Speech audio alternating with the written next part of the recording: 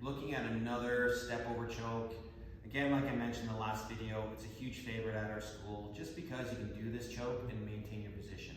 Now there's the normal step over choke, which there's another video on this channel. What we're gonna show you now is the step over choke that we call honey. So it's a step over choke, but it's just done with the lapel instead, or I guess the bottom of the lapel, the blade of the lapel versus the collar behind the head. So let's check it out. All right. So we're in this position here. A lot of these attacks, the reason why we call this attack the honey choke is because we have a combo at the school that has to do with this lapel that just lift up there. It's being under and grabbing. It's a whole series of attacks that we call peanut butter, jab, and honey. But we're gonna go with honey first because it is probably the easiest to hit, I think, because really all it requires is this grip.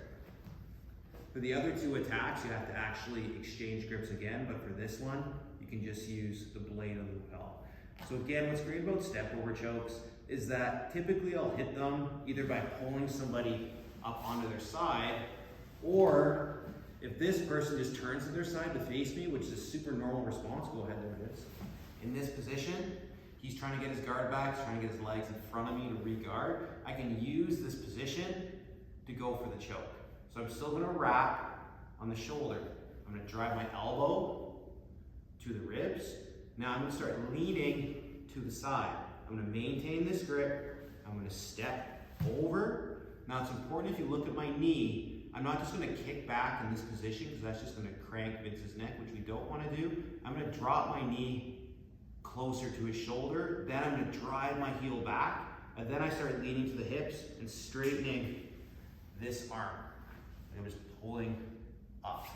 So if we change the angle, so we're in this position, we've freed this lapel, we've wrapped it around the armpit, and I'm gonna grab the blade at the bottom. Now, I don't want it to be too deep. I wanna be kinda in the middle here. Don't wanna be too shallow. This is gonna be helpful.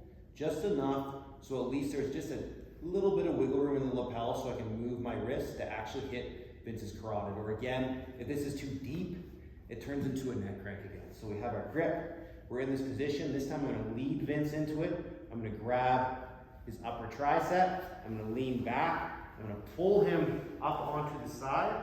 I'm gonna use my elbow and put it right on his ribs. Once I'm in this position, I start to lean to the hips.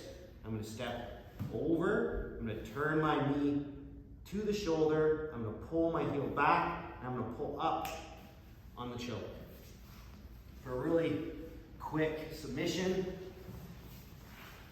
and like I mentioned before, if it doesn't work out, because as we all know, if we've been doing jiu-jitsu long enough, sometimes submissions don't work out.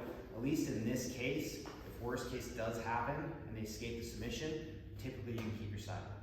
So check it out and use that lapel for this choke.